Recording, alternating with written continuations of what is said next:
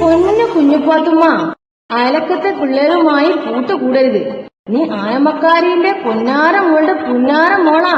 എന്റെ ഉപ്പാപ്പാക്കേ ഒരാന ഉണ്ടായിരുന്നു, വലിയൊരു കൊമ്പനാന. എന്റെ പുന്നാരാനേ. ഇതാണ് പാക്യമറക്. പിന്നെ ഇവിടെ കല്യാണം കഴിഞ്ഞിട്ട് വേണം അജ്ജിന് പോകാനി. കല്യാണത്തിന് ഇവിടെ ബാപ്പാടെ പട്ട അഴിമക്കാക്കാടെ കൂട്ടക്കാര് കൂടിയില്ലെങ്കിലും കുഞ്ഞുപാത്തുമ്മയുടെ കല്യാണം നടക്കും.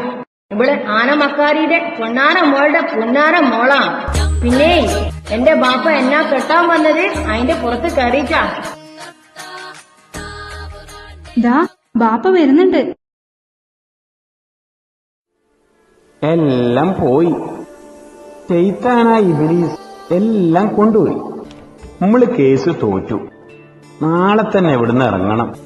പടച്ചോന്റെയും മുത്തുനബിന്റെയും നേർച്ചക്കാരുടെയും വിധി. ഒരു നേരത്തെ നിസ്കാരം ഞാൻ ഒഴിച്ചിട്ടില്ല. ഒറ്റ നോയമ്പെങ്കിലും വിട്ടിട്ടില്ല.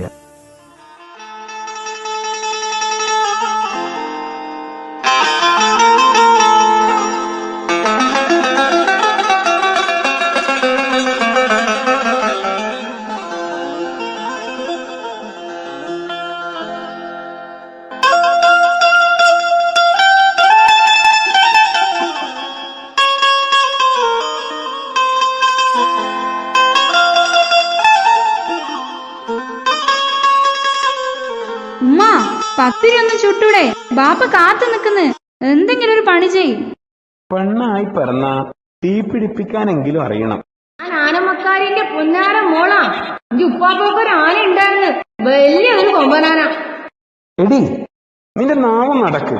ഇല്ലേലി മൂക്കിൽ വലിച്ചു കേട്ടോ. ഞാൻ ആനമക്കാരിന്റെ പൊന്നാര മോളാ. എനിക്കേ ലൈനസ് ഉണ്ട്. എന്റെ പൊന്നുമ്മ, ഒന്ന് ചുമ്മായിരി. എടി, ചൂടുവെള്ളം അനത്തിയോ? ചൂടുവെള്ളം അനത്തിയിട്ടുണ്ടുമ്മ. ഉമ്മ, ഞാൻ ഒന്ന് അപ്പുറത്തോട്ടെ. അപ്പുറത്ത് വലിയ താമസക്കാർ വന്ന്. ആ, അധികം താമസിക്കരുത് കേട്ടാ.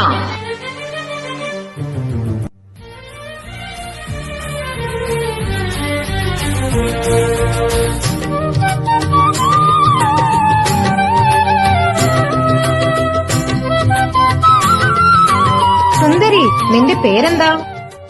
എന്റെ പേര് തുന്നരി എന്നല്ല, ബുദ്ധൂസേ. സുന്ദരി എന്ന് പറയണം. ആട്ടെ, പേരെന്താ? കുഞ്ഞു ആത്തുമ്മ. ഇന്നെ എന്തിനാ ബുദ്ധൂസ് എന്ന് വിളിച്ചേണേ? ബുദ്ധൂസേ അങ്ങനെയല്ല.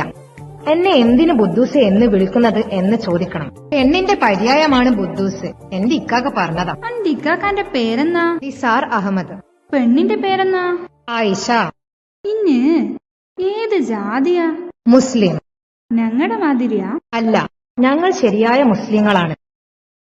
എന്താ കൈമല്? ഇതൊരു പെട്ടിയാണ്, പാട്ടുപെട്ടി. മക്കത്ത് കേക്കാവാ?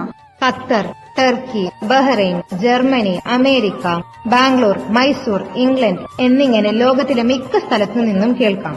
നല്ല ബുദ്ധൂസേ, ഞാൻ ആന ഉണ്ടായിരുന്നോ? ഇല്ല. എന്റെ ഉപ്പാപ്പാക്കേ ഒരാന ഉണ്ടായിരുന്നു, വലിയൊരു കൊമ്പനാന.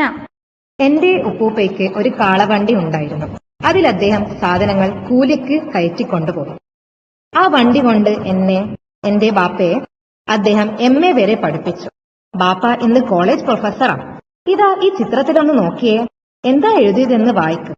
അനക്ക് അറിഞ്ഞൂടാ. എഴുത്തും വായനയും പഠിച്ചില്ല. ഞാൻ പോന്നാ, പിന്നെ വരാം.